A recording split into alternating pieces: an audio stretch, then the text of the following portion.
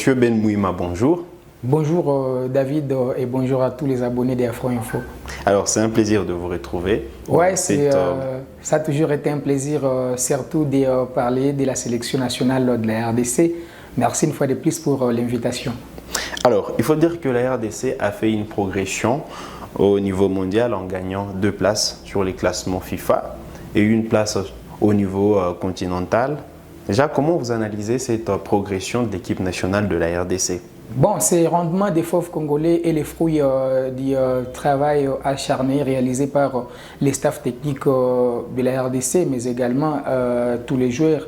Vous le savez, lors du dernier rassemblement, lors de la trêve internationale du mois de juin, qui a été ponctué par la 3e et la 4e journée des éliminatoires de la Coupe du Monde 2026, les Léopards ont quand même brillé des mules faits sur le terrain, puisque déjà réalisé un match nul en déplacement sur la pelouse des Lions de la Teranga du Sénégal au stade Abdoulaye Wade.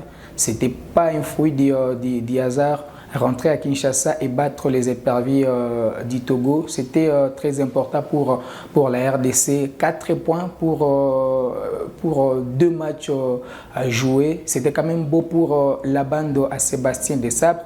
Et déjà avec ces rendements, les Léopards progressent au classement FIFA, 11e en Afrique, 61e au monde. C'est quand même à encourager pour cette sélection nationale de la RDC. Alors l'objectif va rester de maintenant travailler pour être dans les top 10 en Afrique, mais également être dans les top 50 au monde. Donc c'est possible puisque déjà il y a l'engouement de la tanière de Léopard. Il y a maintenant plusieurs joueurs qui veulent venir porter les maillots de la sélection nationale de la RDC. Coup de chapeau à Sébastien Desabre qui a réussi quand même à convaincre certains joueurs et qui a mis du sérieux dans son travail. Et actuellement, donc, les places seront en tout cas difficiles à prendre pour les Léopards. Donc déjà d'ailleurs j'avais suivi l'intervention des juristes Kayembe qui causait avec les grands frères de Balikwisha qui veut aussi venir porter les modes de la sélection nationale. Et Joris va dire à son ami qui écoutez, c'est vrai que tu veux venir dans l'équipe nationale, mais pour avoir une place, il faut en tout cas travailler. Donc on a quand même un très beau groupe qui peut faire rêver les fauves congolais, puisque la dernière fois que la RDC a joué la Coupe du Monde, ça remonte quand même à 1974. C'est maintenant ou jamais pour Sébastien Desabre de faire revenir les Congolais au niveau mondial. Alors, vous avez évoqué le cas de nouvelles arrivées, de nouveaux joueurs qui peuvent aujourd'hui rejoindre la sélection nationale congolaise. On a beaucoup parlé des Bissaka, Stéphie Mavididi. Selon vous, à quel compartiment la RDC a besoin de nouveaux joueurs? En tout cas, je ne vais pas hésiter pour déjà évoquer la ligne d'attaque de la RDC. C'est là où les Léopards ont en tout cas beaucoup de difficultés, mais également au milieu des terrains. Nous avons besoin d'abord d'un meneur de jeu, parce que en tout cas, Gaël Kakuta a montré ses limites lors de ces 2 derniers matchs contre les Togo, mais également les Sénégal. On a besoin de sang nouveau dans les milieux de terrain, mais également Moutoussamy et Piquel. Et moi, je ne vais pas remettre en cause les talents de ces 2 joueurs, mais ils ont presque les mêmes profils.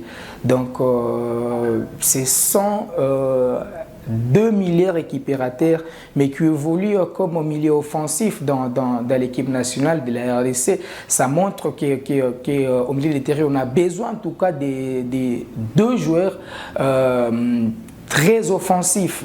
Kakuta a montré ses limites. Moi, je ne sais pas pourquoi les sélectionneurs nationaux n'utilisent pas trop ces joueurs de, je crois, Ouest Bromic, Grady Diangana, qui lors de son dernier passage dans l'équipe nationale avait prouvé de quoi il était capable et lors de la petite finale de la dernière Coupe d'Afrique des Nations. Peut-être que son temps n'est pas encore arrivé, mais je crois que ces joueurs pour apporter du tonus dans l'équipe nationale de la RDC. Sur la ligne d'attaque également, on a besoin de joueurs comme Mavidi dit, parce que même lors du dernier match contre les Togo, Nitete Sebi matinal de Meshak Elia sur ces services de Yohan Wissa, la RDC avait du mal certainement à titiller cette équipe togolaise. Certes que nous avons un très beau groupe, mais il faudra renforcer ces milieux de terrain, mais également la ligne d'attaque. En défense, on est quand même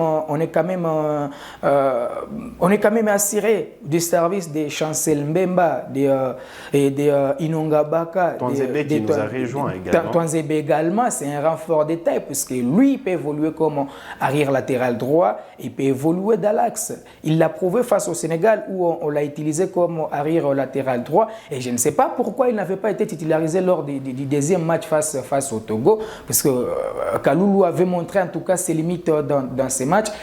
Ils sont relégués en deuxième division en club. Ça prouve qu'il n'a pas été en tout cas au meilleur de sa forme. Vous avez évoqué le cas du secteur offensif, la RDC qui a besoin d'un milieu offensif de métier. Plusieurs analystes parle de Karim Kimvouidi comme solution. Est-ce que vous pensez que Karim Kimvouidi, qui a évolué en championnat national, aujourd'hui qui est en Afrique du Sud avec les Pirates d'Orlando, ben, il y a plusieurs clubs également qui sont en train de les lorgner, à l'instar des Sundowns. Alors, vous pensez que ces joueurs ont les profils idéaux pour succéder à Kakuta à ce poste de milieu offensif? Dans l'avenir, il pourra apporter quelque chose, mais donner déjà cette responsabilité de mener cette sélection nationale à Karim Kimvouidi, c'est en tout cas précipité. C'est un très beau joueur. Il l'a prouvé en RDC avec les Derrick Motema Pembe. Il l'a fait en Afrique du Sud avec son équipe. Aujourd'hui, il est sollicité, comme vous l'avez évoqué, par plusieurs écuries sur les continents africains. Mais donner la responsabilité directement à Karim Kimvouidi de diriger ces milieux offensifs de la sélection nationale, c'est très précipité. Alors, parlons de ces feuilletons quand même, pour terminer, qui a surkillé des sabres, qui est impayé depuis 6 mois. D'abord, comment vous avez accueilli la nouvelle? Je pense que pour moi, c'était une surprise, vu les sérieux que Sébastien Desabre a apporté dans l'équipe nationale. Ce n'est pas sérieux quand même de laisser Sébastien Desabre avec 6 mois impayés. Mais ce que j'ai aimé chez lui, c'est sa manière de gérer cette situation. Et moi, je demanderais déjà au gouvernement congolais de gérer de la plus belle des manières ces dossiers de Sébastien Desabre, parce que c'est une situation qui peut toucher dans l'avenir la sélection nationale de la RDC. Il a prolongé 5 ans, il a 6 mois impayés. Est-ce que les dirigeants congolais pensent qu'il va laisser tomber cette situation? C'est un entraîneur qui maîtrise très bien les textes, c'est un entraîneur qui est expérimenté et qui sait comment saisir l'instance qui gère le football au monde de la FIFA pour être remis dans ses droits. Donc, c'est déjà... Alors, selon les dires, je ne vous coupe pas, selon les dires du team manager d'Orlando, il a perdu la valeur résiduelle de son contrat et il aurait perdu également les 6 mois impayés. Ça veut dire que ça ne compte plus. Bon, espérons que Dodolando et tous les staffs de cette équipe nationale vont gérer de la plus belle des manières, comme je le disais, ces dossiers de Sébastien Desabre, puisque dans l'avenir, ça peut toucher en tout cas profondément l'équipe nationale de la RDC. Et comme ils ont trouvé une solution parce que déjà avec la prolongation du contrat, avec déjà ces 5 ans, ça montre que Sébastien Desabre va rester dans cette équipe nationale. Ça montre que Sébastien Desabre a été convaincu par les projets de cette équipe nationale.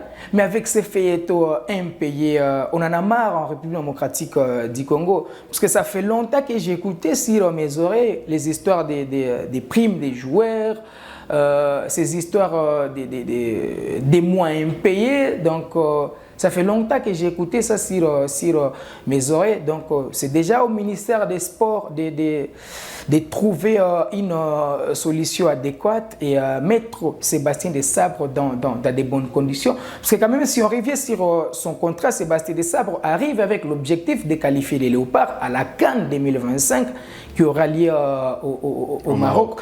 Donc, c'est maintenant que Sébastien Desabre va travailler sur son objectif.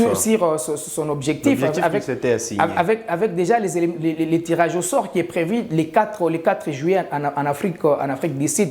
Donc, il va travailler sur son premier objectif. Mais la Coupe d'Afrique des Nations que les Léopards ont pris part en Côte d'Ivoire, c'était du bonus parce qu'on était bon dernier dans notre groupe. Il a réussi quand même à qualifier cette équipe de la RDC. Il a joué les derniers carrés de la Coupe d'Afrique des Nations. En tout cas, c'était un travail de titan.